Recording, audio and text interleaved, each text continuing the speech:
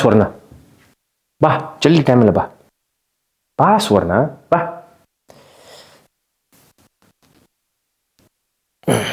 ಕೂತ್ಕೋ ತಿರ್ಕೋ ತಿರ್ಪುರ ಜಾಣಿತರ ತಿರ್ಕೋ ಅಷ್ಟೇ okay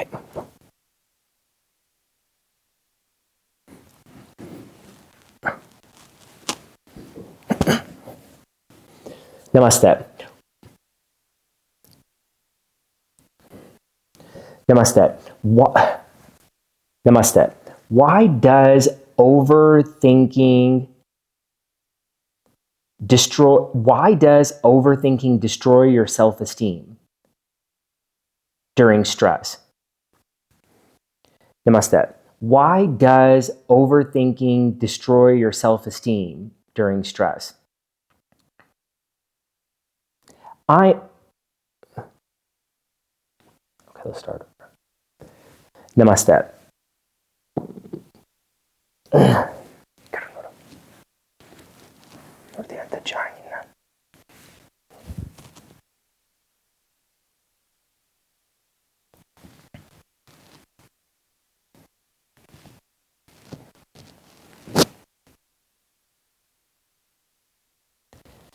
Namaste. Why does overthinking destroy your self-worth during stress? I hope they're not mad at me. Imagine this. You are at work, home, with a friend, out at a company retreat. You're with a client and you're asking yourself, I hope that they're not mad at me. I think that I should have done that better. You could have done that better. That one interaction that happened, that 1 second, that 5 seconds, when you were at the supermarket, that one conversation that you had when you just met somebody, that one conversation, I hope that they liked me when you're out on a date. Maybe it'll go away if I stay quiet. What happens when you stay quiet during conflict? You develop self-resentment and your self-worth is destroyed. I don't know what to say next. What do you do next time you see this person, this coworker, this friend, this family member, your partner, somebody you live with?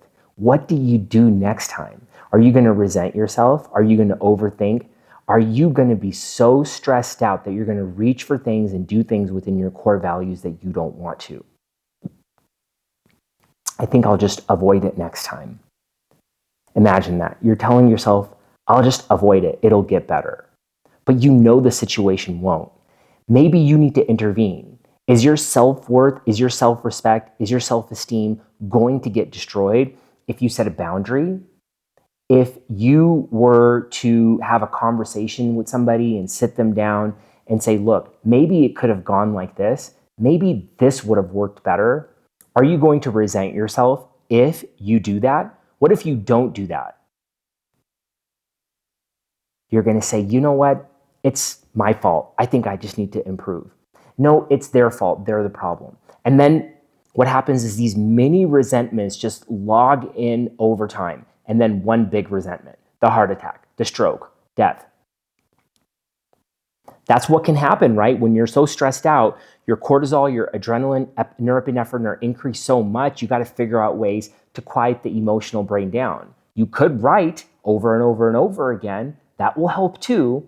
But a lot of people don't want to do that. They say it doesn't work. Well, does going to the gym, dieting, and exercising work all the time? You got to keep on doing it. There is no time off. There is no holidays.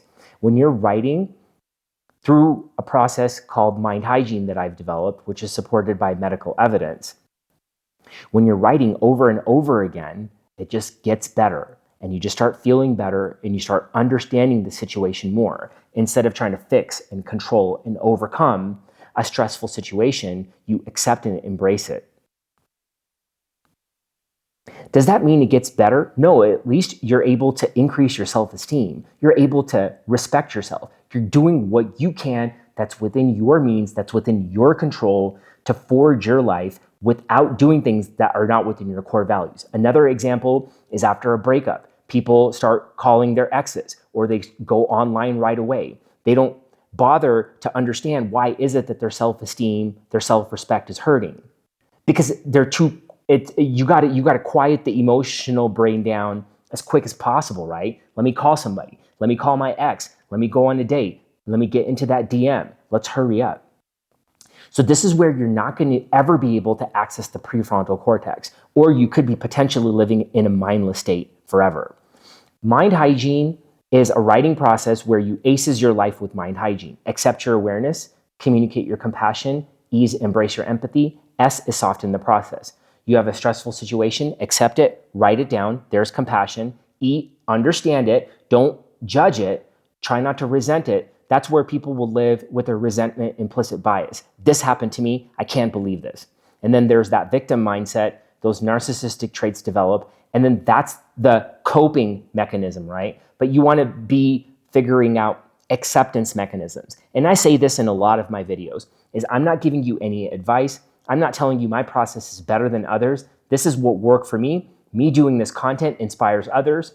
This is my mission. This is my passion. God has given me this as an outlet and a purpose. And that's why I'm here in front of you. And that's why you've made it this far to this video. It's because maybe you have a purpose in this. Maybe you need to alchemize this, which would be turn it into purpose. Maybe you need to figure out ways to neurochemically consecrate, meaning you take the neurochemicals, the cortisol, the dopamine, the epinephrine, the oxytocin, and you consecrate that, meaning that you just surrender to it and you do it when nobody is watching you. That means nobody's telling you to do it. And then you set a boundary and then you live in that boundary, and that's where you develop that serotonin, which will increase your self-esteem without a medication. Of course, I'm not saying medications don't help. I am a board certified practicing doctor. But at the same time, you can use this as a diet and exercise of the mind. With that said, there will be a guide in the description below, a mind hygiene guide that you can follow along, and also a mind hygiene study, which is supported by medical evidence that was conducted on 4,100 patients over several years. And if you found value in this video, please subscribe, hit the notification bell. I'll be dropping videos every Wednesday at 4 p.m. Pacific Standard Time on how you can inspire through my story and through mind hygiene to believe in yourself when nobody's watching, to live in neurospiritual sovereignty and emotional freedom. Namaste.